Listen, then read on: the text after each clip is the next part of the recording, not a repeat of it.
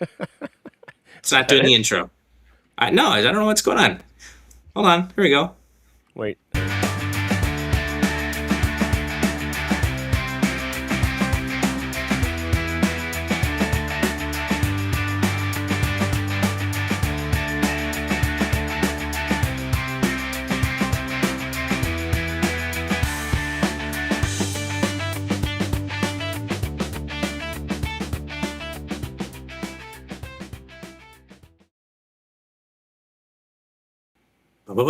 What's Let's going go. on, ladies and gentlemen? How are you guys doing today? Hopefully, beautifully. Rock on, Jerry. Already in the chat. What's up, Jerry? Today we got with me, obviously, as usual, our co-star, co-host, Mantlebeard. What's up, Mantlebeard? How you doing today, buddy? Doing okay. Doing all right. The seat's uncomfortable tonight for some reason, but Oh man, well, you better figure that out. We got a long haul here, buddy. A long haul. We got lots to talk about. We got some guests coming in today, you might see me and shifting around a bunch. that's okay. I probably move about 6 bazillion time in every episode. You could probably count it. Be like if you took a shot every time James moved in a weird way, you'd be drunk by you'd be probably in the hospital by the end of the show. So you're okay. So I would not recommend playing that game, but if you do, I want to know about it. Um, Yeah. Do not use Jägermeister. yeah. Oh God. Jeez, man. So yeah, I'm sitting in my hot box today that I call my office. It is Wow. swelteringly humid here in upstate New York. How about yourself? No, it's good. It's good Oh, here. are you comfortable? Yeah. Man, I you mean, lucky outside ducky. it was sweltering Friday, but we had rain, and then now it's nice. Yeah, the rain brought it down a little bit, but now it's like straight humidity now. It's like everything's sticky and yucky. And I just got two of the air conditioners in just today, so things are going to be hot until the air conditioners actually start to work after about 20-30 minutes, because they're nothing special. But so yeah, tonight we have a special guest coming on later today. He goes by the handle of Tomonomicon. Um, and yeah, he'll be hopping on around 9ish today. So we got some other things we're going to chat about. We're going to do a little bit of art creation and stuff like that, and kind of have just kind of chitty chat, just shoot the shit, and pardon my French, and talk about variant covers and some other things. Since I think both of us have dabbled in this at this point, or are about to dabble in it at this point, and so I think it'll be an interesting topic to talk about and stuff. So, and then we have some news that I'm going to be talking about here in a minute. We're going to be announcing a giveaway on the show of the Absolute Moppets #1. Let's see if I have the book. It was here. It was here. Here it is. Here is one of the variants. I believe I showed this on the show. But here's one of the variants. We're going to be doing a... That's a little bit better. It was hard to see it with the reflection and Yeah.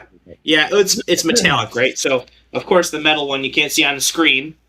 I got the regular one. Check, that's a little bit better. beautiful. So we're going to be giving away a glow-in-the-dark variant of this. A glow-in-the-dark metal variant and just a regular glow-in-the-dark variant. So, yes, very excited. You're going to get 2 chances to win. You're going to have 2 more chances to win if you sign up right now for the pre-launch, which is in the description. Or you go head over to sketchandthebeast.com and sign up there for the pre-launch. You'll get notified, and you can buy the books now. But you can buy the pre-launch books now. We're gonna start fulfillment in the beginning of July. There's tons of options and tons of things. We're gonna be doing some remarks and stuff like that. You'll be able to, and then there'll be 2 other chances to win more of these books absolutely for free. If you just follow along, hang out, and watch along. So I'm very excited. So we're gonna have the official form for that for the show, so that we can contact you, obviously, if you want to win it. And then Yeah, and then obviously I'll have all that information if you sign up for the pre-launch as well. But we're gonna launch that. We'll do the giveaway later in July, so I'm very excited about that. And anyways, so that is one of my variants covers. That's why I picked it today. Here's a variant cover of mine. And Brian, would you like to talk about your variant cover? You don't have to show it off, if you know what I mean, because it's still a little under wraps. But would you like to talk about it? Yeah, okay. I don't know how much to go into detail, but the origin of it started with a idea I had that just random, I don't know, misfiring of my brain that I wanted to do. And it was completely unrelated to what you were doing. And then I started it, and then I didn't really know what to do with it because it was just like, what the hell is this?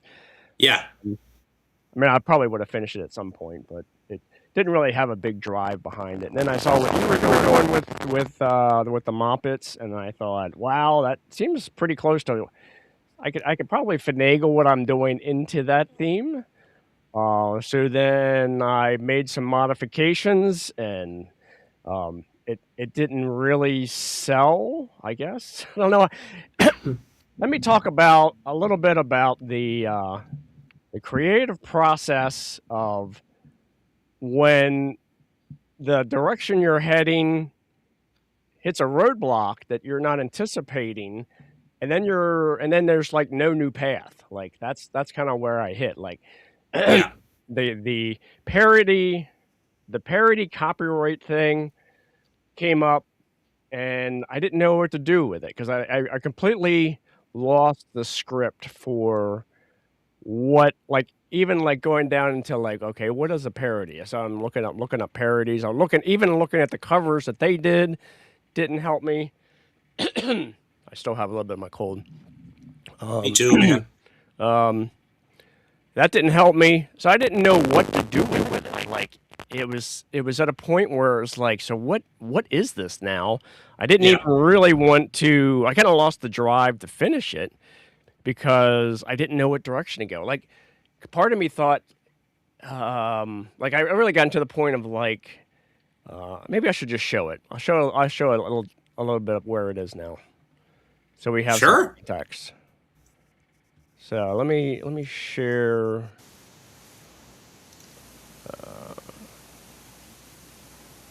Is that coming up? Okay, hold on. Yeah. Switch it over here. There we go. And we'll make this a highlight for you. Boom. Yeah. So, and it's based on. I can show you this. So it's based on this cover. Yes. And so the parody was like, in my mind, is the parody. Am I doing a parody of Animal from the Muppets, or am I doing a parody of this cover? And if I'm doing a parody of that cover, then should it be green? And then it didn't seem like that fit anymore, because then, I mean, it would have been okay, but Animal is mostly orange. He fit more with the original direction, was kind of making him more like a Red Lantern. Plus, he's Animal, so he's more, savage, more, like what the Red Lanterns are, which was the original idea, what I was doing with that one. And then, so I didn't know really which way to go. So I was just like, what the heck is this anymore? So then I just kind of let it sit. And it wasn't until you finished up your Absolute Batman that I thought, and I kind of like, just let it simmer in the background. And then it finally just came to me as like just finish it. Like, just take the original path you're going, make some modifications to it, and see if at that stage it works for you. And if it works for you, then see if they, if they're still interested. So that's kind of where I went. I was just like, okay, let's try these things and see if I still like it enough to make it available, just to put it out there. Yeah. And so that's where it is. Like I started doing these changes, and I was like, yeah, I still like it. Yeah, dude. I think the mask was a great touch, for sure, for this one. I also made the because originally I had the Red Lantern symbol and everything. Yeah. So then I changed it to be an M symbol for like Moppets or something. So now even the symbol is a parody. So even on the rings, in the I noticed symbol up that. in the corner. Yeah. The symbol up in the corners now. It's like parodies on multiple levels, and I felt like Dude. doing that. I'm in a better spot. Yeah, dude, definitely. Yeah, for those of you who don't know, I don't know if Brian didn't mention it, but he was in a rut. He was like, you know what, this is a lot of work, man. I'm just trying to figure out what the heck's gonna make this different than the original character. And he's like, I just don't know if it's gonna be worth juice, if the juice is worth the squeeze. And then I'm like, I was like, don't think like that, man. I'm like, I think it's a great thing. I know it's a pain in the butt because well, yeah, we do have to worry about if we're doing something that's supposed to be a parody of something. It's got to be different in X amount of ways, and you know what I mean. I don't think everyone's gonna be like. I mean, we do fan art all the time, so it's really not that big a deal, right? So this was a good one. I like the way it turned out. I think the mask was like a perfect touch, man. A perfect touch. I'm only sad that I can't go to Heroes Con and get this signed by Daryl Banks for you, unless we get it. I don't think we would get it in time. He's also coming to another show, but I think that's also at the end of the month, if I recall. Yeah. But that would have been kind of cool. But this turned out great, man. And I sort of did a similar thing with mine, right? So obviously anything that's instantly recognizable, you have to change in some way. So anything that's for Absolute Batman, it was the logo, the axe, and all that stuff. So I made the axe a giant M. I made the bat logo an M in some way. So the shape is still there, but it's still a change and a modification in some way. And obviously the text is different, right? It turned out great, and yours turned out great. I'm super excited to see yours. So guys, get in on this. Follow Mantlebeard if you're not already, so you can get in on this exclusive when it drops, because it's coming, baby. It's coming. Yeah, you're gonna have to educate me on some of the things that I don't really get into yet, but foil, doing metallic covers and foil and stuff like that. I know they have them, but I haven't really looked into bringing that to fruition. So, you're gonna get my feet wet on that one. Yeah, I'm still pretty new myself to all that, right? I'm. So we did the glow-in-the-dark variants and spot foil variants, and as far as I know, spot foil, is pretty simple. You add a layer on top of your Photoshop document or your Clip Studio document. I think PSD is probably the way to go. Yeah. So you add a layer that's black of all the parts that you want in spot foil. So now I'm panicking because I don't know how the glow in the dark works, because nothing was mentioned to me about glow in the dark. It was just ordered. So I'm interested to see how that's going to work, if it's just going to be a certain color is going to be glow in the dark, or just whites are going to be glow in the dark, or how that works. So I'm excited and nervous, but I think either way it's going to turn out really cool, because when I designed the cover, I did not have these things in mind at all. I'm I think this would be cool to do a homage and do a homage of Dragota's Batman that no one else seems to be doing. Everybody's doing the same cover homage, which I guess probably was the better route to go, to be honest with you. But everybody's doing that homage of Absolute Batman #1, the original cover. Right. Where it's him just standing between two pillars. I'm not saying that this is much different. He's just kind of just walking with his axe. But I liked it a little bit better. It had a little bit more momentum to me. And you could feel his weight better in this pose with the axe and stuff. So that is the reason I went with this direction. I do feel like shooting myself in the foot that the original homage might have been a little bit of a better way to go, but it's always a gamble, man. It's always a gamble. You don't know how it's going to work. If you hit on a trend, if you don't hit on a trend, it is a gamble. I mean, some people have that instant that's going to sell. I know for sure. And other people are like, let me just draw something, So that latter one is me. Yeah. That's kind of I kind of lean a little bit in the middle. I'm kind of thinking about things. I think about some things. I'm like, okay, what this is. It's pretty easy to recognize what's popular right now and what's happening and stuff like that.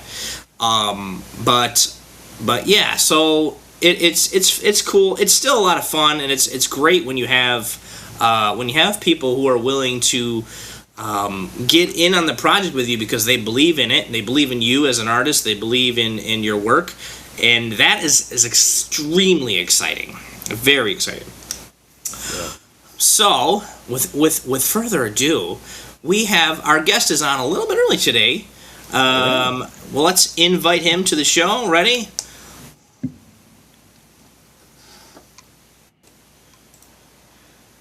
Thomas Campbell. What's going on? Hey there. Thank you for coming in, my friend. How are you today? Good.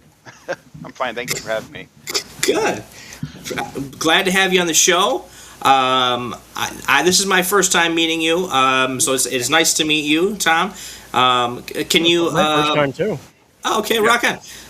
Tom, why don't you give us a little bit about yourself, and we can kind of go from there, man. Yeah, self-taught artist. Been drawing all my life. Been reading comics just about as long, and post-pandemic, kind of decided that I wanted to have a way to stay on top of my art practice better, and having I used to do all of the Inktober stuff all the time, but then that would be the most of what I drew that year. Yeah. So then I was like, well, if I just need a prompt list or an ongoing project to keep me going, making comics would just kind of fit that bill. And it's worked really well. It's now it always solves the problem of what am I going to draw today? Well, I've got 10, 20 pages of this comic to draw, so that's what I'm drawing today. Nice. That's awesome. Mm-hmm. Very cool. Whereabouts are you from? Sacramento in California. Sacramento. Okay, nice to meet you. And how is the weather there? I hear it is sweltering. It's pretty warm right now. It was really kind of weird this year. It was bouncing back and forth between winter and summer the last month, but I think summer finally set in. You see the very bright sunlight. Bright sun, yeah. It's a different time zone here. It's 8:50 here, so it's getting dark. But man, I tell you, so I'm from New York.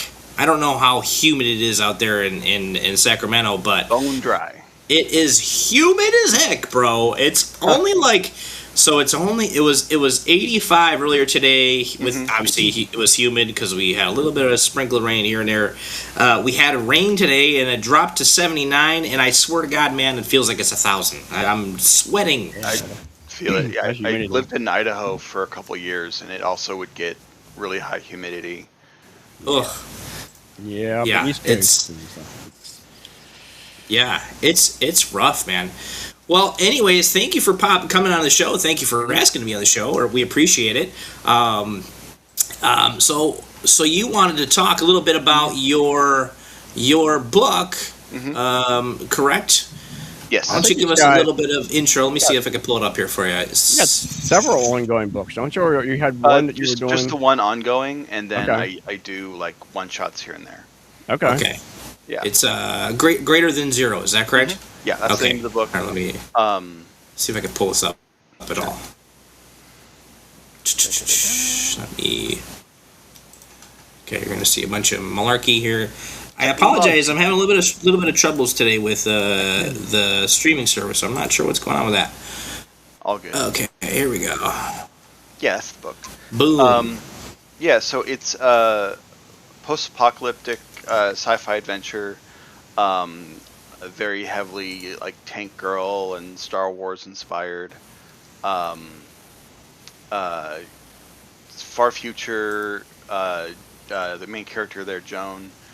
She's the last known human on Earth, and just kind of scavenging for parts that come crashing from space to try to rebuild this spaceship that she's living in. And that's nice. the ship that she's going and builds this like rocket bike out of junk that she finds. Um, Nice. I like the Akira reference here. This is Yeah. awesome. it's a very self-indulgent series, but I like it. um, yeah, and then robot crash lands, and he's coming in with this dire message that like the humanity had like abandoned the planet a long time ago, and now they're like kind of decided that space kind of sucks and they're going to come back. But being out in space for like thousands of years hasn't really curbed humanity's worst impulses. So like all the new life that is kind of mutated and evolved in the meantime is at risk. So the call to adventure is to like go out and warn all the new peoples that of the coming existential crisis. So it's a lot about building community and solidarity with like neighborhoods who are weirder than you. Interesting. Okay, cool, man. Very neat. So it looks like you're on 5. Is that correct? Yeah, 5 is the last were- one that came out. 6 Okay. is like more than half done. So number 6 should be out maybe end of July, maybe August. Heck yeah, dude. That's awesome. That's very exciting. Is it? So you're aiming for about 36 pages? It looks like. Yeah, It looks like you're kind of about around like, that yeah, range. it's like 32 internal, and then like 4 for like the cover. Very cool. Very cool, man. Well, Thank you. so tell us a little bit about your journey and like when you started this and how you I guess how you came up with this idea and how you feel about the story and actually so here's something we've never talked about on the podcast yet is global comics as a whole, like releasing your comics out there for free, which is pretty awesome. And how is that working out for you? Yeah. So it started probably 10 or 12 years ago. Okay. I was in this like art Facebook group, and I saw some challenge. It was like some January make a comic 6-page, 10-page comic challenge, and just kind of did like a vignette of just like the part of issue 1 where she jumps on the rocket bike and is chasing the crashing satellite, and then like the robot appears. And that was most of what I had done, and it was like it was just a little exercise to prove to myself that like I could finish a comic and do all of it by hand. And like at the time I did it on like the big 11 by 17 boards, and I didn't have a scanner for it. So I tried to like scan it in pieces and then stitch it together, and that also really sucked. So it ended up kind of going on the shelf for a long time until I got a tablet, and then I was able to do it all digitally, and that saved a lot of steps. I did eventually buy a large format scanner because I try to do like some comics traditionally. Yeah. But yeah, it stuck on the shelf for a long time, and then it went through a revision where I thought it maybe it'll be a novel instead. Okay. So for like, I don't know if you're familiar with NaNoWriMo, now defunct. So it was basically an annual writing challenge to write a novel by the end of November. So November 1st to, is it 31 days? 30? However many days are in November. Yeah, the goal is to have 50,000 words done by the end of November. Okay. And so Wow. I did that, and that most of that turned into the first 3 issues of Greater Than Zero. Interesting. So yeah, that helped with the writing, because that was like ended up being just the first draft of the first 3 issues. Heck yeah, man. Yeah, and then doing some zines, and I made some smaller comics for some zines my friends were making, and then I made a few zines, and I was like, oh, I can. It's like it just like slowly unlocked I can do this gate in my brain, so that it's just like, oh, like, yeah, I can just make comics. Like, nothing can stop me. I don't have to wait for permission or an invitation. I'm just gonna make it, and then it is what it is. Yeah. And then initially I was releasing it on Webtoons, but I didn't really like the scrolling format, and I don't know, my comics like kind of niche, so it wasn't really finding the readership that it otherwise could have on a different platform. And honestly, like uploading on Global Comics is it's been pretty smooth. Like it's a little more granular, but like you have like more control on like if you want to display it as like single page or double page spread, it'll do the infinite scroll. You can also set up, I don't know if you remember Comixology. Yeah.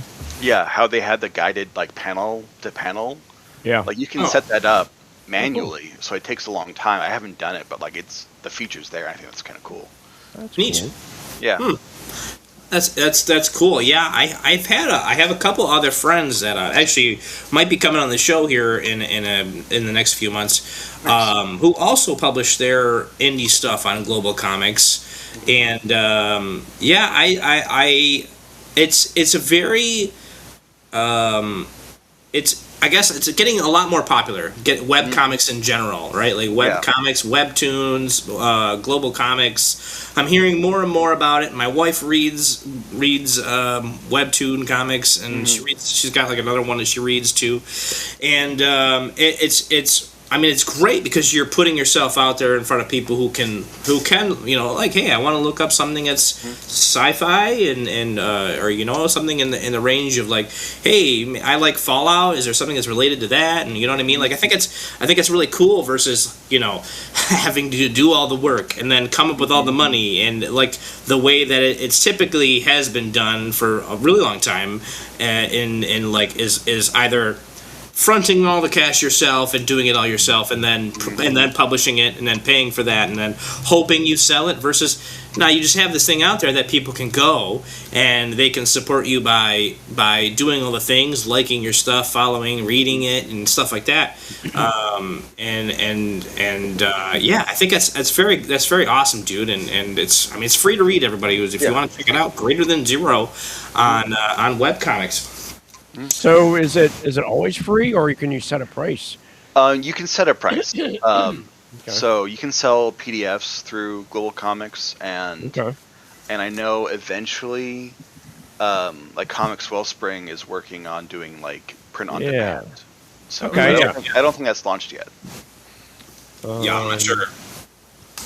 I did see where you can do small print runs, so it may have launched. And I was wondering about like if someone actually wanted the physical version of it.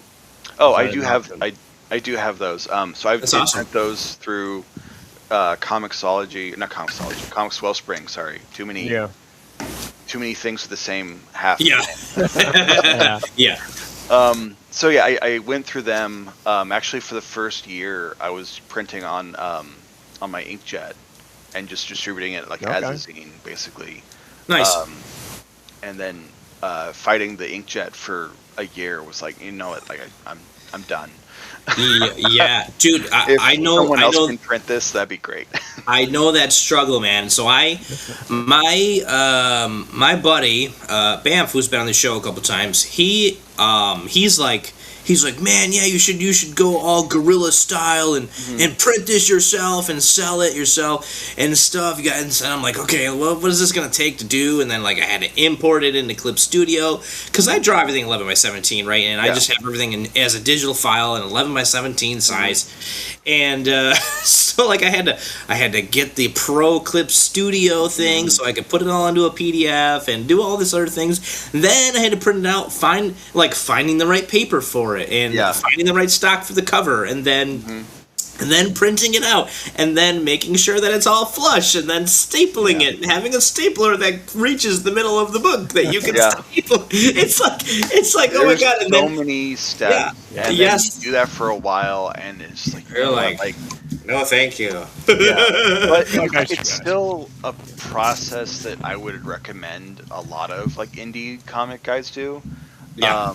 Just to like learn every step in the process, so that at least that way you can identify what parts you hate and what parts you like want to collaborate with. Right. For me, the only part I hated was printing, so I was like, oh, I can just here's some money. Please make this happen.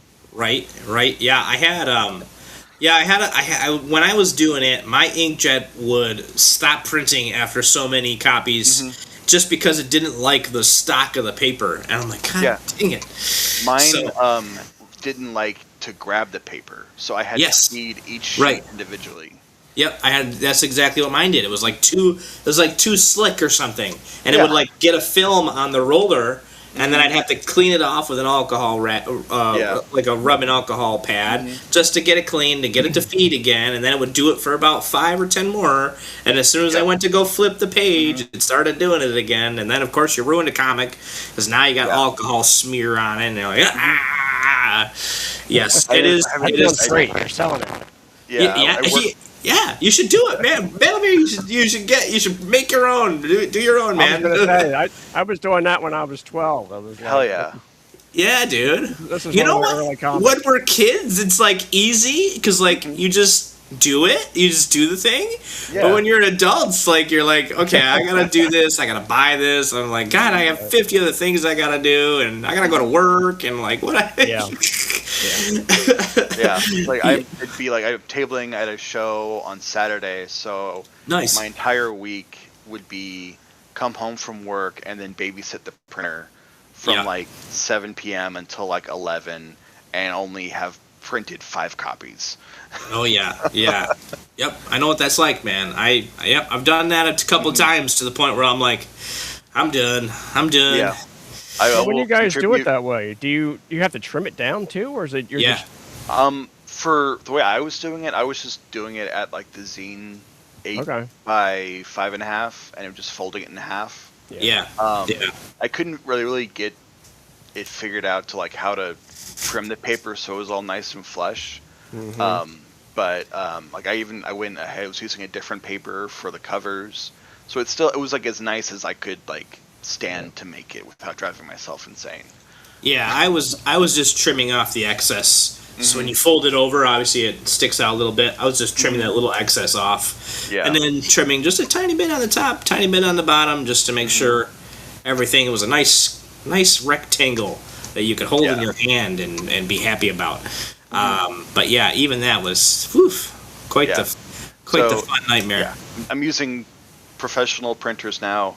And I think on my Global Comics page there's a link to my web store, I think. Very cool. So what show you got coming up this weekend? What show I'm sorry, that was just like an example. Okay. So, like, as in, I normally do a lot of like local pop-ups and stuff. Oh, okay. Very neat. And those would be like on a Saturday or a Sunday, and I'm like, okay, well, I have, it's like 2 weeks until then. I think I can get 20 made in time. It would be the old struggle.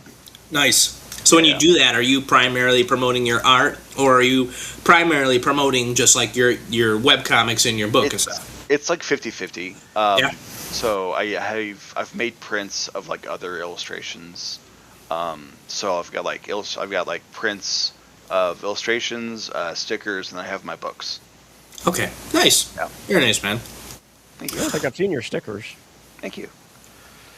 Yeah, that was one thing that kind of impressed me about like the stuff that I've seen from you, and for James, you don't know this, but that's kind of where Tom and I kind of overlap. Is one of the places was Comic Wellspring that we were both in their Discord. Nice.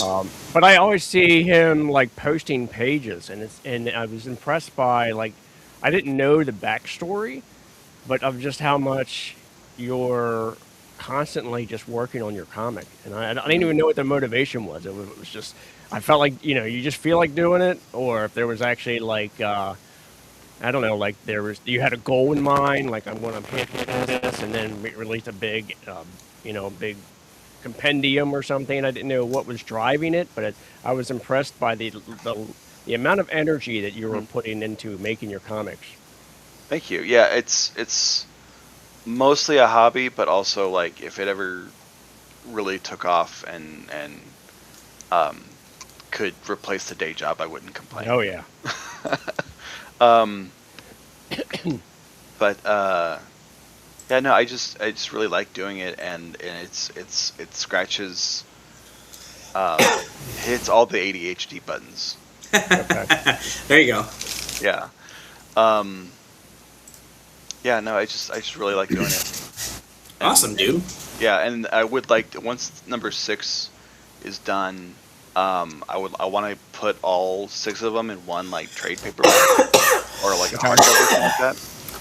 And I don't know, maybe kickstart that, or maybe like submit that to like publishers, and it's like, hey, I've got a whole graphics novel's worth of comic done and ready. Like, Yeah. do you want this? Right. And then you could say like, hey, this is the amount of readership I've amassed at this point, and people are interested in stuff. That's a great way to go. I mean, we've had some discussion back and forth with someone who works over at Mad Cave, who's talked to their upper management and stuff about like, hey, what's going to be the best way to pitch this, and pitch an idea to a publisher and stuff, and that's about right. Like having the thing done will definitely give you a much higher chance of getting into that publishing studio that you're looking to get into. And there's so many indie publishers now, like you could take your pick, really. Like it's almost exploded since COVID to the point where like there's just too many, almost too many. So that's awesome, dude. It sounds like you're just going, man. You're going right in. Nothing's stopping you. So that's awesome. Yeah. So when you're like telling yourself like, hey, I need to finish this by so and so, are you giving yourself harsh deadlines, and what's that workflow look like for you? Or are you pretty loose with yourself? Or you're like, oh, maybe this week I don't do any pages and I push the release, or like how do you approach that in yourself? If I'm in the middle of a book, then I'm doing at least I found like a good balance is like 3 nights a week, plus weekends, usually all day Saturday, so like usually like 3 to 4 days a week, so it usually comes out to like 3 to 4 pages a week. Nice. Which is a pretty sustainable pace, I think. I've done more where like every night I was cranking out a page, but like that was when I there was like a local show I was like getting ready to do, and I knew that if I wanted to have 10 to 20 copies printed in time for that show, then I know that the art needs to be done by this day, the letter needs to be done like by that day, and then like how many pages did I have left at that time, and then you just kind of divvy it up and then figure out like how much work do you have to do per night, and then try to get ahead of that a little bit. Which is like going into deadline mode isn't the most fun way to live, but it gets done. Yeah. So I know it's like something also, it's like it's good to know that like, if it is crunch time, that like you can like step it up and like, find that extra gear. Yeah. Yeah, that's awesome, man. So I know you've brought up oh my god, my voice. I know you've brought up like comics submissions to independent places. Have you? I don't know if that's on your radar as how serious that is for you. Have you tried submitting pages for? I haven't submitted pages for publishers. I did send in a portfolio to Mad Cave. I saw there was like an open call for portfolios on Instagram, so I just threw it in. Didn't hear back about that, but just how did I miss that? Yeah, it was a blink and miss it kind of thing. Okay, neat. Yeah, it was just one of their stories, so it wasn't even like a post. It was just like if you happen to watch their stories that day. Oh, damn, that stinks. Yeah, I'm gonna yell at the person that works for Mad Cave. She's gonna get yelled at. Sorry, I don't think it was Mad. It was Invaders, not Mad Cave. Oh, Invader Comics. Okay, yeah. Got it. Okay, neat. Invader. Yeah, I have somebody else to yell at for that as well. damn you didn't tell me anything. You didn't tell me you were looking for somebody. Yeah, so I just I didn't like the timing didn't work out to do the Mad Cave talent hunt last year. Okay. But I'm doing the one for Top Cow this year. Oh, okay. Very nice. So we'll see how that goes. And I'm just kind of going at it with like the idea of like, even if I don't get it, like it's worth doing it for the exercise, and just because like I'm seeing the improvements in like my craft. So Yeah. having a deadline, and like also it's good practice because like normally I'm writing my own scripts. Yeah. So then having to work off of someone else's script is like a new exercise, and it's a little bit different. I would hope that in a real working situation I could ask questions, but yeah, right. I think, and I think that's the point behind like those types of deals is like, you know, hey, let's see what you can do now, and we'll pick from, you know, X amount of people, and then once you get into the studio, it's a different thing. And I think like everybody should want to work in a studio with other artists, whether it be physically or digitally. Now, like a lot of what's done now is digital studios, and I will admit that was one of the things that I got out of my last working job that I did pages for, was being in a studio and having other artists to look at while you're working, and other artists to get critiques from when you need it. Will literally launch you from like A to probably F in like no time, because just from that live feedback while you're drawing makes a huge difference, man. It's phenomenal, and I think that's the best part about doing things the way we can do them now with the technology we have is like that's available to us, right? Yeah, and there's so many like online communities too. Like I'm in like a bunch of Discords that are all based around making comics, and so like constantly seeing other people like update show like works in progress of their pages. It's such like a great feedback loop, and then you throw in your whip, and then everyone reacts, and then you can get critiques, and then it's like I have like you have like a group of peers to like impress. Which is the thing I liked the most about the illustration classes I took in college. Wasn't so much the instruction, it was just like the peer group I found there. There was like hang out with these other artists, and we're all just like drawing together and like trying to like impress each other or make each other laugh. That was really great. Yeah. I mean, and sometimes it's just you're hanging out. You got some cool people to hang out with, right? And they just happen to be like-minded because of, you know, they're artists too, which is great. And this hobby, even if this craft/hobby, drawing comics is a very isolating, very lonely activity sometimes. Yeah.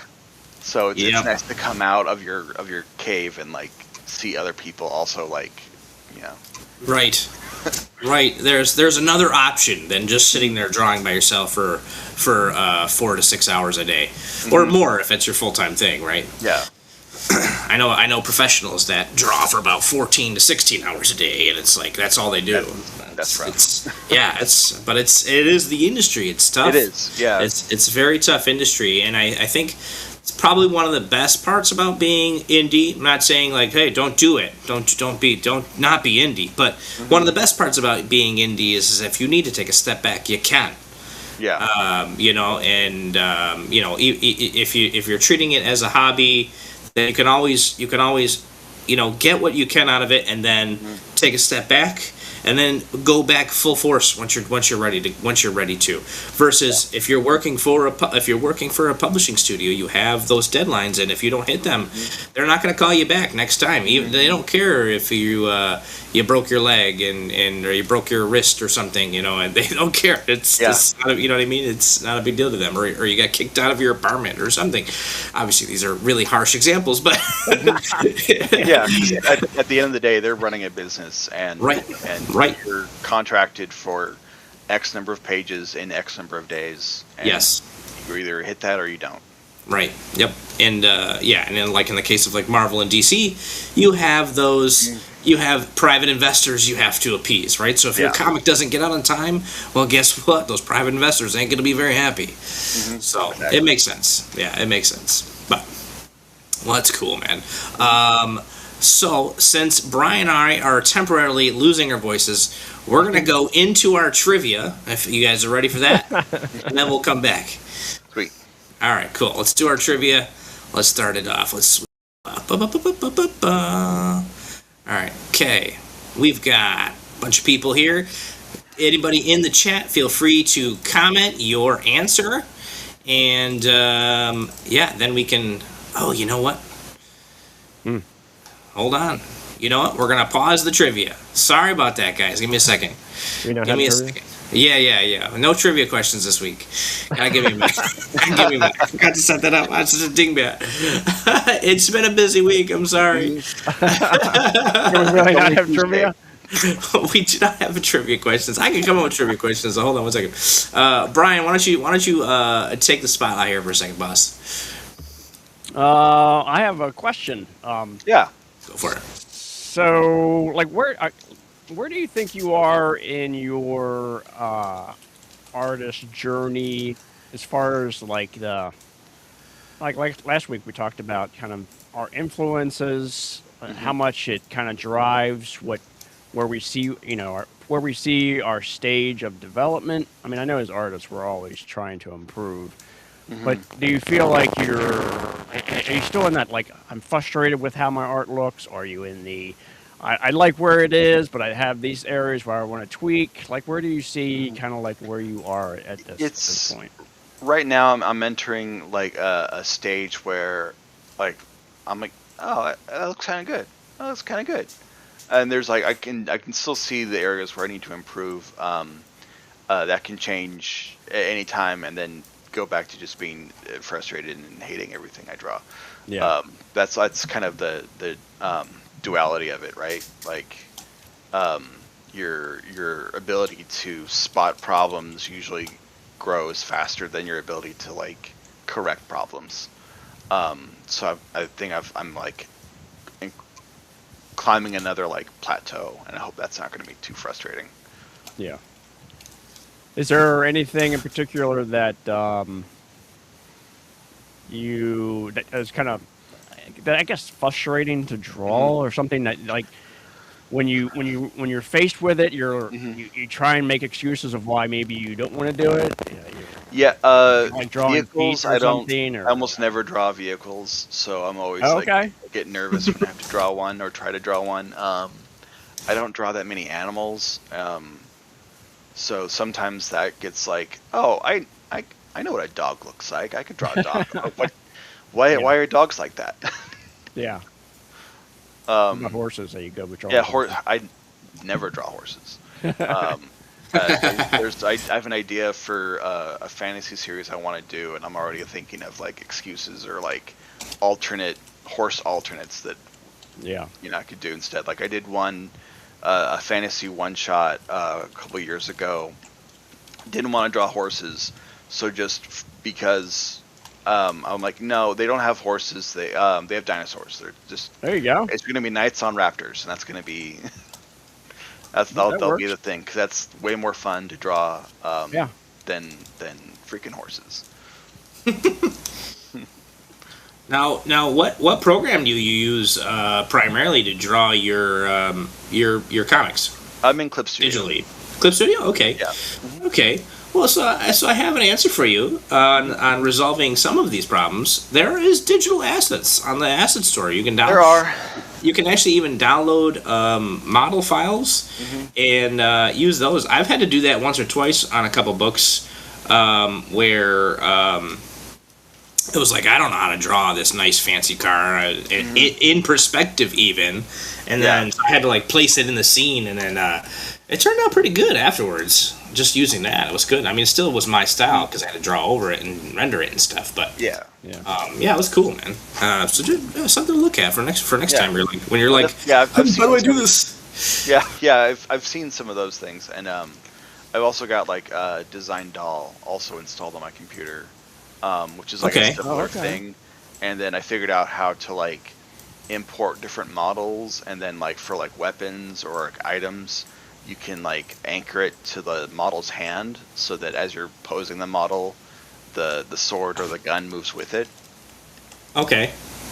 Interesting. Neat. Yeah. Which I'm sure Clip Studio probably has something like about that, but I personally find the 3D models in Clip Studio tedious to pose. Yeah. Yes. The models themselves are pain in the butt. They've got a little bit better. They have the newer feature that they have. It allows you to import like a reference image, and it'll try and match it. But yeah, it's still. Yeah. It's a lot of work, and it will slow you down a ton. Yeah, definitely. What was the name of that app that you said you had on your computer? Oh, Design Doll? Design Doll. Okay. Yeah. It's by Terawell. Interesting. Oh, okay. Cool. Yeah. And the free version has basically all the bells and whistles. You just can't. I don't think you can save any of like the changes you make, but Can I push that in there? it's pretty versatile. So, and you can also like, it'll let you like draw a bunch of like squares for like cubes, and like so you can have like some environment for perspective. Okay. Okay. And then also like all the different parts of the model are all on like sliders, so you can like change the proportions like pretty crazy. Nice. Okay. So you can just like move the sliders and then just like kind of make someone with like the Hulk's proportions. Neat. Cool. Oh, they even got like fingers. That's cool. Cool. I gotta All catch right. up with this stuff. I'm so used to just kind of winging it and trying to find as close reference as I can. And Yeah, and yeah, so it's like, but also like, I mean, something I've also just kind of like tried to like have some grace for myself is like, if I'm struggle busting on a panel, if I can get the panel done, it doesn't have to be perfect. Yeah. And maybe next page or next book, I'll be better at drawing whatever it is I'm struggling right now at. yeah, that's a good attitude. Mm-hmm. Just get it done, move forward, and you know, Yeah. who knows, maybe in a couple of years or something, if you feel inspired to go back and revamp it, you can, and your styles, you're at a different level then. Yeah. Yeah. I really like the make it exist first and make it good later. Yeah. Absolutely. All right. So, hold on 1 second, and we got the trivia. Trivia is ready to rock and roll. Yeah. Ladies and gentlemen, I don't know what terrawall.net is. Please don't go there. I don't know where that's coming from in the chat, so That's I from me. apologize. Oh, is it? Yeah, oh, that's okay. the You design put it in doll. the chat. Oh, Yeah. okay. I'm like, what the heck is this? Okay. Sorry. I wasn't paying attention to that part of the conversation, so I apologize. Yeah, that's Design Doll. Sorry about that. I should have titled it or something, but that's what that is. You are good. Okay, we're going to transition to the trivia. Ready? And let's go. That was nice. Yeah, that's really loud. Okay. So, trivia questions. We'll start it off. Okay, what is the name of Batman's butler? A. Jared. B. Alfred Pennyworth. C. George. Or D. Balrog. Alright, what do you guys... Go ahead and put A, B, C, or D in the comments, guys, if you'd like to answer and see who wins here. What do you guys got? What are you thinking? How come I come up as you? I got to look into that one. Yeah, that's a weird one. It is very strange considering. I mean, I invited you as the person, not me. That's very strange. Maybe it's because you're a thing now. All right, you guys ready I am a thing. to reveal the you're a thing? Yes. Oh my goodness.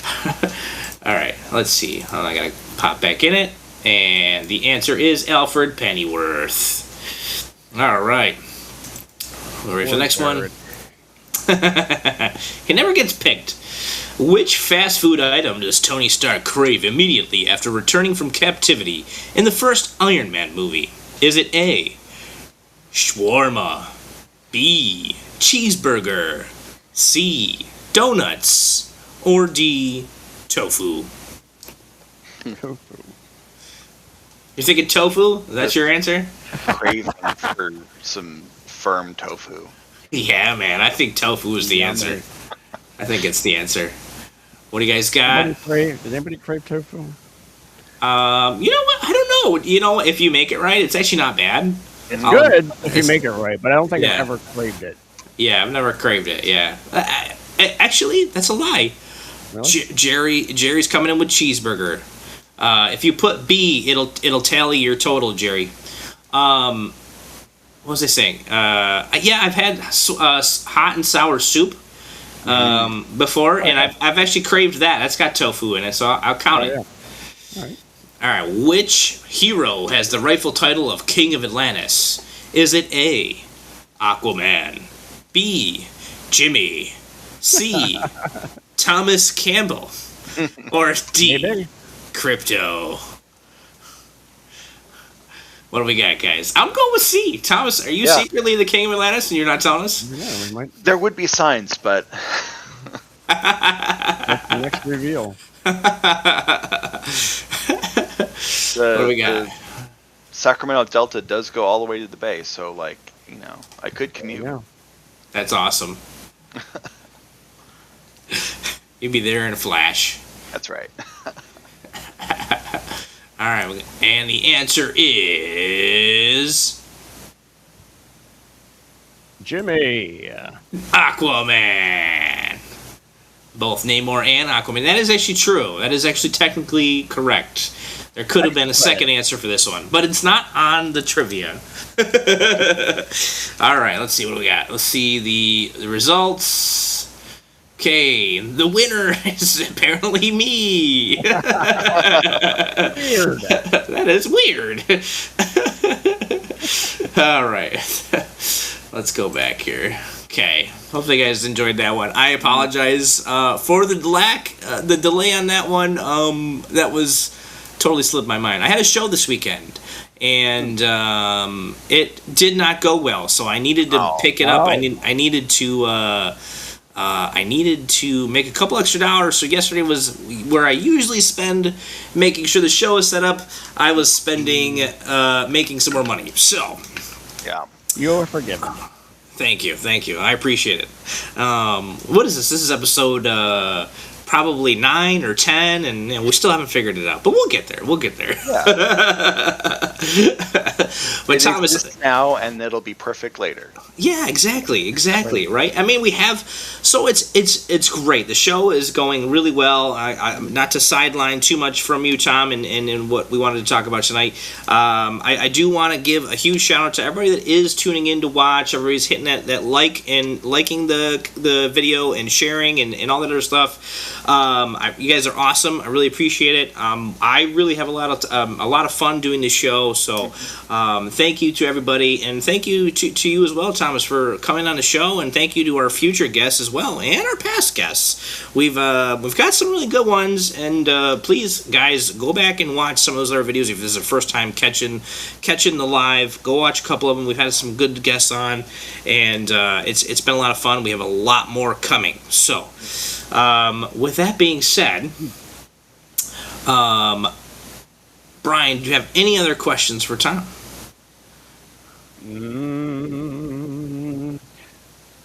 I don't know if it's well. Okay, like I know you said you work largely digital. Yeah. Do you still do any kind of traditional stuff? And if so, what are your flair for what you prefer on how you do Sorry, things that way? It kind of muffled a little bit. Yeah, sorry. we lost you there. Oh, and we're stuck. It's this mic. Sorry, guys. So, if you do things traditionally, do you have a certain parts of your repertoire there that you prefer, a certain brush that you like, or certain tools that you gravitate toward? I really like my dip pen. I think this is my current favorite holder. This guy. Okay. Then I've got some brushes. These two are my go-tos right now. Oh, nice. Very cool. You're a brush guy, huh? Nice. trying. I'm learning brushes right now. What was the pen? Was that a nib thing? Yeah, it's a nib holder. Okay. And then I also like these brush pens. Oh, those are nice. Yeah. These are really fun. And they got those. The non-photo blue, as always, Old Faithful. That's a good one. These are my favorite lead holders right now. It's a Okay. 0.7 mechanical pencil. There you go. That's most of the kit right now. Okay. Cool. I like those choices. Thank you. Awesome. Very cool, man. And what yeah. what is that sword behind you? I have Oh, to Oh, that What do is. you got? Needs to be told that. That's Conan's sword. Oh, look at that beauty. Oh, dude, Conan. That's That awesome. is sweet. I was literally working on a Conan card the other day. Check us out. Hell yeah. I was working on a Conan card. Very Love cool. that. Yeah, that's awesome. Just funny coincidence. I was like, I've never done Conan. I want to do a Conan card. Yeah. Yeah. That's awesome. So tonight the overall overarching theme was comics and variant covers. So like the business of comics, we touched on a little bit, and like how we talked about your global comics account and your comic, and hopefully you're putting it into a graphic novel.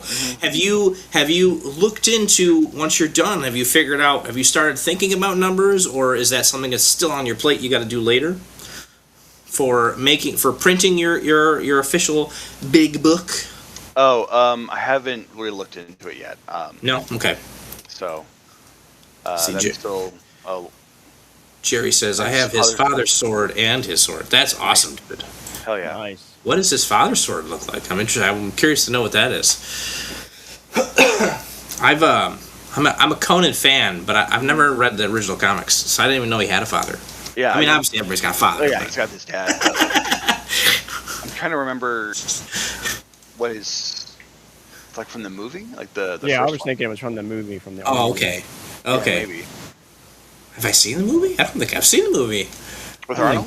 I think the father's one has the skull. That's kind of. Oh, okay. I think I know what you're talking about. Yes. Okay. Yeah. Yep, Oh, I know darn. what you're I talking gotta about. watch the movie again. Oh no. Yeah. God darn it. Oh darn. Gosh darn it. Well, that's cool, man. Do you have any plans? And this is just kind of a question to kind of talk about the overarching theme for this show. Is do you have any plans for variant covers for your books? Yes, Is that actually, something you were looking into? done variants before. Have you? Okay. Yeah. Very cool. I paid a couple friends of mine. One was another art streamer I met. Really cool dude. Goes by Blue Wolf online. Oh, okay. And then, yeah, I know him. Yeah, you know Blue. Nice. That's And awesome. then another one goes by Moritaka Ishida on Blue Sky. He just has a cool sounding name. Yeah, awesome handle. Takashita. Been really supportive, and was like, hey, could I maybe do like a faux cover in like a gallery or some fan art? And I'm like, or you can do it for realsies and I'll pay you. Oh, cool. That's awesome. Yeah. Yeah, and they did it. He knocked it out of the park. It's a great cover. That's phenomenal. Let me see if I can find it. It's on my computer. I think I can share. Yeah, I can share screen. Okay, let me pull it up real quick. Yeah, share it. I'll put it on the screen. You doing all right, James? You need a fan or something? I do, man. I'm dying. It's literally a hot box in here. I don't have an air conditioner in here, and it's just, whoo, it's hot. Yeah. It's hot. I'm sweating. I'm like, might have to go get a quick drink to water just to make sure I'm hydrated. There's blues. Let me find the other one. Well, so some of the things that we have started talking about while you're looking at that, we're looking for that, Tom. Mm-hmm. So some of the things that we've started talking about is I've got a couple of us artists who are looking to do an anthology, and we have started to look at the business side of doing this, and it's tough because there's a lot of unknowns, right? And everybody needs to get paid at least a little bit, but it's a lot of work. It's a lot of who's going to get what, and yeah, it's really it's a lot. It's very frustrating, but it's a fun experiment to figure out what you can do. Yeah. So here's number 4 was done by Moritaka Ishida on Blue Sky, and number 5 was by Blue Wolf. Oh, cool. Nice, very cool. Yeah, I like that Takashita cover. That's cool, man. Yeah. Yeah, he Heck turned yeah. that in, and I was like, "Oh my god, dude! How dare you draw my robot guy better than me?" That's awesome. That's cool. Very cool. And this is for issue 1 or issue 4 and 5. Nice. And then actually, I did a couple variants for myself. Yeah. There's, let's see. Oops, that's too small. Yeah, they came out great. I did this one, but I haven't used it yet. That's cool. And then I did this one too, just as Dragon Ball homage.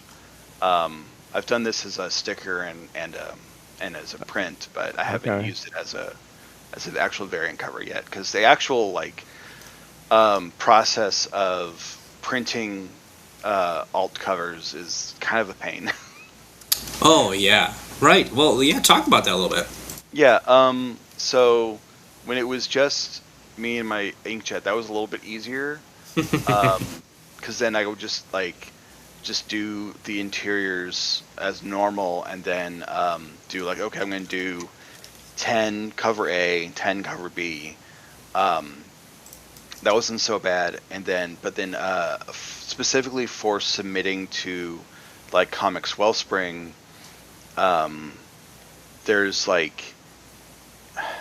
the language of how their submissions worked was confusing. Yeah. Okay.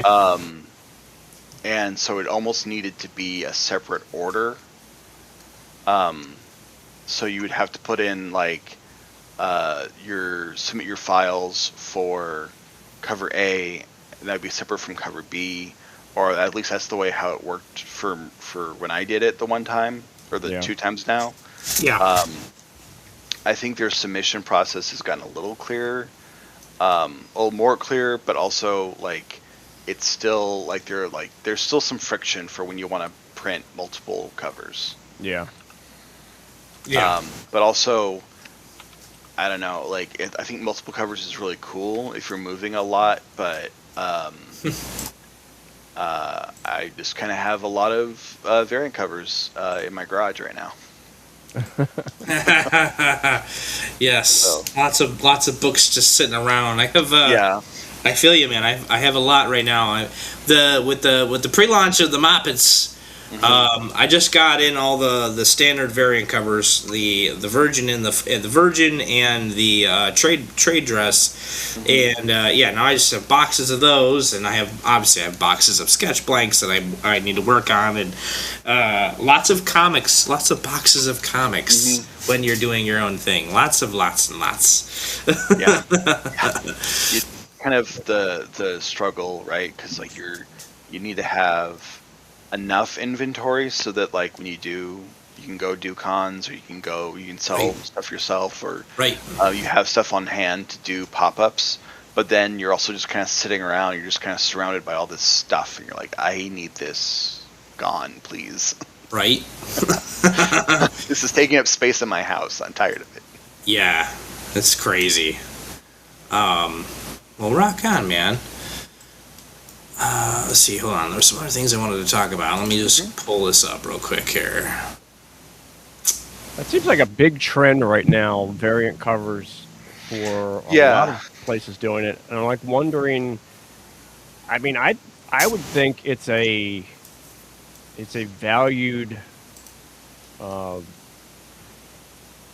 you know, it's from an artist point of view. For me, it has value. For me, like I like because I will look at a comic just for the art. But I'm wondering, like, and I know from a collector standpoint, it kind of muddles the water a little bit because it's like, I know they talk about like having so many different things that it's kind of hard for it to establish like which one's more valuable. Yeah. But like I'm wondering like where does this go? I personally don't have an issue with it, but I'm wondering like I wonder if this burns out at some point and people just get sick of having. I know there's a lot of discourse around variants right now because like I think the Absolute Batman had like 30 different variants at one point. Really? Or like one of them, or like had a lot. Which kind of some people were kind of like raising the alarm bell, that's saying this feels like Too when much. the bubble burst in the 90s. Yeah. Yeah. Yeah, I know that variant covers and Wrong blind bags seem like a big popular teaser right now. Yeah. Yeah. Here's one of the things I was gonna pull up. If the thing will work with me today. Blah, blah, blah. Oh, great. Look at all these ads. Oh, my God. Ads. Oh, my God. Jeez, Louisiana. Perfect. My gosh, can I shrink this somehow? I don't see the ads. Like, what the heck? 103 Absolute Batman number 20 variant covers so far. This is what we should be afraid of.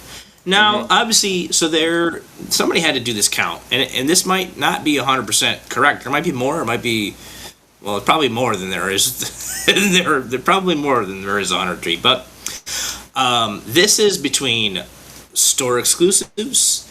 This is between exclusives, that DC has printed themselves, variants like such as spot foil, blah blah blah, hollow foil, retailer by retailer checklist rounds up Absolute Batman 20s from shops, web stores, conventions, and partners, and more Batman 20 variants are still expected, including an Alex Maleev cover and some DC open order reveals, which is crazy to me that there's still how many prints. Do you think that they're going to do before they're like, maybe we should stop? Now, I get it. If they're selling, why would they stop? But at some point, the people who are like, hey, I spent $150 for, so-and-so's variant cover, but I could have waited and gotten a different variant cover of it, unprinted or unfoiled for 1/16 of it, whatever. And it's just, it's a lot. And I don't know, man. I don't know. There's just, this is too much. 103 is too much. I think you're letting your product just kind of walk away from you at this point. What do you guys think? Yeah, I think they're getting lost in the process. It's all Yeah. like, they're almost like they're chasing that golden goose. Yeah. Well, right. It's like, oh, this is a big issue, and we weren't expecting Absolute Batman number 1 to go off so hot as it did, and then they were like, oh, well, then we had the first appearance of the Scarecrow, the first appearance of the Joker, and now we have the first appearance of the Robins, which are these giant mech characters, which is insane to me, to exist in Gotham. Now we're getting to the point where this sort of feels a little bit more like Big O, the anime series that came out in the 90s, than it is Batman. Yeah. For those of you, anybody who has not seen Big O, you should check it out. It's an awesome comic book. Or awesome. Well, it's an awesome manga and it's an awesome series. It feels kind of full circle with the Big O, because Big O was like the really influenced by Batman the Animated Series, and now we're coming back around and doing Big O in Batman. Yeah, right. Isn't that cool?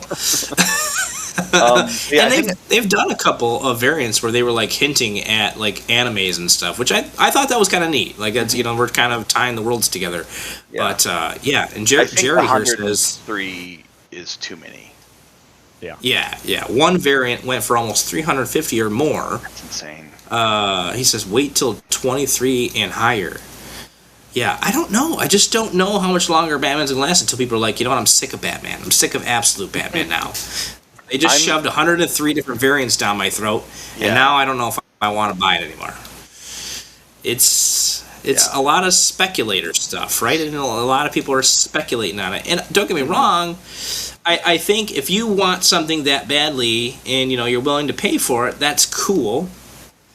But at some point, and like as we're looking at this as indie creators and saying, hey, maybe we should do variants too. This type of situation ruins that for us, right? Because it's like, well, then people are going to start to get a little sick of variants. Now I could be way off base here. I mean 103. I don't know what the print run is. I think the print run is like at least 2,000 minimum for these. If maybe I'm wrong. I don't have the actual details on Absolute Batman. DC is the only variants, the only company that have not inquired about variants. So I don't know what their minimum runs are, but I'm gonna guarantee it's 1,000, at least 1,000. Probably. So we're talking 103 times 1,000. That's 103,000 copies of Absolute Batman, at least floating around there. Yeah. So at what And point?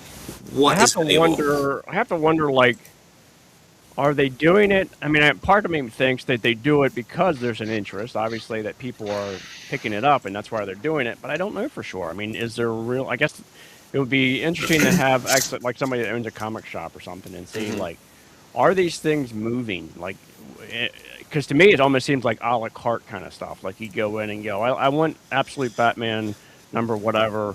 And then I want this one that has like a cherry on top, or I want, it's like, that almost seems like how you're choosing your cover. Like, I like this one, but I don't want that kind of thing. And I don't know that that's, I mean, it's collectible in the sense that it's cool, the different options, but, Yeah.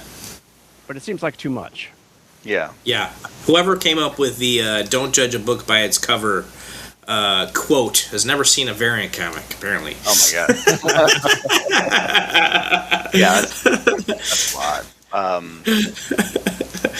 It's kind of fun, but I do worry about like the speculator bubble, another speculator bubble happening, and then like collapsing the industry back down. Yeah, and it's like if people are buying all these variants and they're buying them just to sell them or whatever, no one's reading the actual book at this point.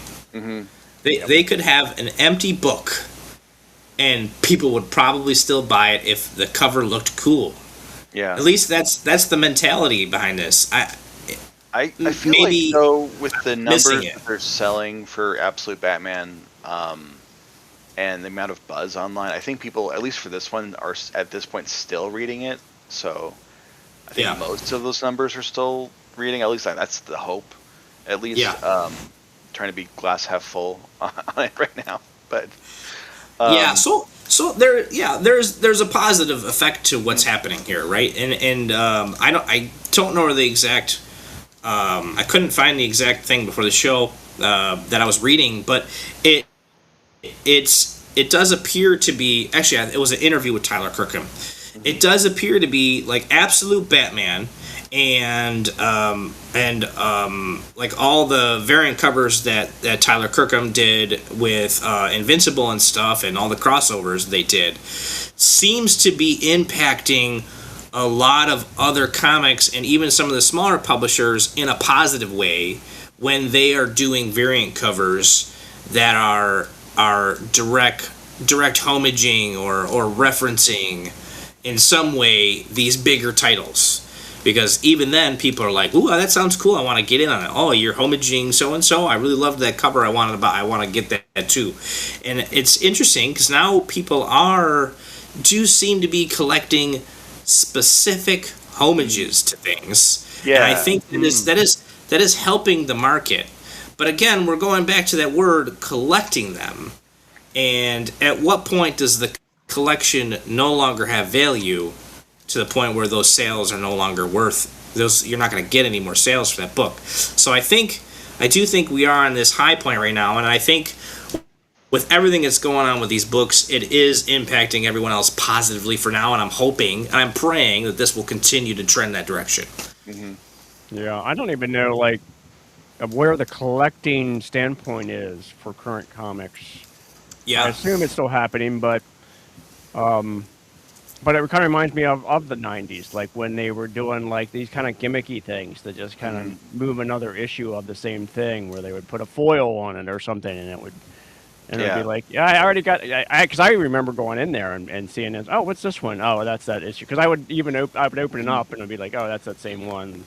Yeah. Never mind. I'm not Yeah. going to spend money on the same issue. I, at least like my Yeah. hope is with like the way Absolute Batman's been going, especially for like that #1, it went through a bunch of reprints because there was so much demand for it. Yeah. So I think in cases like that, Ouch. doing a variant for like each print run because there's demand for it, Yeah. like with like, and it's just kind of like a fun celebration. Like maybe you buy it again because like, oh, now there's a newer cover that I like more. But then like that, I think that also then could feed into that spiral of like, I've got to get. Oh, I didn't know there was going to be. They were going to reference, you know, Amazing Fantasy in for the Batman thing. Like I have to have that one, or they're doing the Wolverine, that Hulk Wolverine cover with Batarang, so I had to have that one. Yeah. Or whatever. And then you just kind of go into like okay, now it's like overinflated because the collectors have done it and all these guys own like 5 copies of it. Right. And then, you know, at some point are they all going to get tired of it and then suddenly like the numbers drop? Yeah. It's kind of the Yeah. fear. Yep. But, Yeah. you know, I guess Yep. we'll just wait and Yeah. see. But and I'm Yes. hoping also since there's so much buzz about the Absolutes that like it's getting more people to walk into their local comic book store and then like also look around like, oh, what else looks cool? Right. Yeah, and I think that's kind of the thing, right? Like it's impacting it's impacting business positively for now, in more ways than one, and I think that's a great effect. So I'm hoping that something else comes along and does the exact same thing to keep that hype alive. I think as long as they don't start doing this with other books, like if suddenly Marvel says, "Oh, I liked what Absolute Batman's doing with the 900 variants. Let's print 900 variants of everything we have and see what floats." Then that will crash. That will crash the comics. I'm market. hoping Yeah. that there's still enough institutional memory at Marvel to remember that the last time they did that was bad. Probably not. Probably not. Not at this point. It's all Gen Zers now in there. Jerry says, it depends on covers and artists. As a collector, I have an eclectic collection. You also have the international covers. Yeah, I didn't even think of the international covers. I don't know if the 103 includes that. Yeah. God only knows, you know. I mean, some of these are cool. We've got some ones that are like homaging like Dragon Ball Z or something, which is kind of neat. And then we got like Ken Lashley did a cover, and a lot of them are really cool. Yeah. I'm just like, well, to me, it's sort of silly. It's all the same book. Like if I want all this art, right? I want a different book. That's my thought. You know what I mean? Yeah. I want to read. If I'm gonna have a cool piece of art in the front, I also want to be able to read it and have something different come out to me. You know what I mean? And it seems weird. It seems weird. But I maybe at this point they have enough. They're probably going to do blind bags, I would imagine. If someone's not already doing blind bags of these, which is another thing that I think is an interesting topic to talk about at some point in the future. Wasn't there someone doing blind bags recently for covers? Yeah, the Battle Beast was doing blind bags, and then there was another one. Marvel did blind bags for original sketch covers, which I thought was kind of cool, because then like you get an original sketch cover, or at least a chance to get an original sketch cover, which I think is really neat because people like that. So yeah, I think it's a lot of the figuring out what is in the market that's gonna pop out to people to be like, ooh, I want that. Find a healthy balance of like what's good for the market and also but not feed the scalpers too much. Yeah, Jerry says they did do blind bags for Batman. So there we go. We have it. There we have it. Blind bags for Batman. I don't want to have to throw elbows at my local comic book store the way that it's a competition to get like Pokemon cards, like for example. Yeah, man. The collector market has really exploded. I think people are trying to find joy in new things and new hobbies, and I think that's where this is coming from. It's like I saved up money to get this exclusive thing that just came out, and I'm enjoying the hobby so far, and I think that's good. I think having hobbies is fun and it's good, but yeah, people get weird, man. It's just like the Black Friday days, and people were beating people up to get the next Xbox. Yeah. So yeah, but so we're gonna start wrapping up here. We got 4 more minutes. Brian, you have any other questions for Tom? No, I don't have any more questions. I'm looking forward to seeing the story as he progresses it. I'm always enjoying seeing his pages. Heck yeah, dude. Yeah, I'm going to check this out later myself as well. So that'll be really cool. So yeah, everybody check that out. Where did that link go? I had it. It's in the description. So check it out. It's in the description. If I can find it here. Here is Tom's website. Check this out. Where did the chat go? There it is. Check out Tom's website as well. And check out some of his stuff. He's got his prints and all that stuff. He's got all his links in there as well. Tom, where do you want to send everybody? You said Blue Sky, is that correct? That's where Blue Sky's a good spot. Blue Sky. Instagram. Tomonomicon, right? Yeah. Okay. Yeah, either Blue Sky or Instagram. Okay. Blue Sky's a little quieter, but Yeah. Yes. I've noticed. The social media, there's only so much social media. Social media is an impending topic. Impending. And when I say impending, impending with doom. Yeah. Yeah, we gotta get into that one. Yeah, social media and AI, these are topics. They're coming down the line, but we're going to make a bigger deal out of them, but we'll still have fun. We always have fun. So, Tom, thank you so much for coming on the show. As usual, everybody, feel free. Don't forget to like and subscribe if you're not already. And let us know what you think of the show. We got some giveaways coming down the line, so make sure you're following along on the posts and the page and stuff. And you can find me at Sketching the Beast literally everywhere. And if you want to get in on another opportunity to win some cool, awesome things, go to sketchingthebeast.com and sign up for the Absolute Moppets, pre-launch. We're talking about Absolute Batman. Of course, I did this Absolute Moppet cover so you can win yourself some sweet comics, Absolute Moppets. And Brian, go give Brian a follow at Mantlebeard over on Instagram. He's now also on Facebook. And Blue Sky. I'm on Blue Sky also. And Blue Sky, yes. So give him a follow at any of the places you like to hang out. Yeah. And next week we have some other things going on. So I think we have another guest for next week. I have to look at the calendar. But we'll be prepared, and we'll talk about some cool things. So come on back next Tuesday, 8:30 p.m. Eastern Central Time. And with that, Brian, any other closing statements? Keep creating. Can't wait to see what you're making. All right, peace out, guys. Have a good night. Good night. Yeah.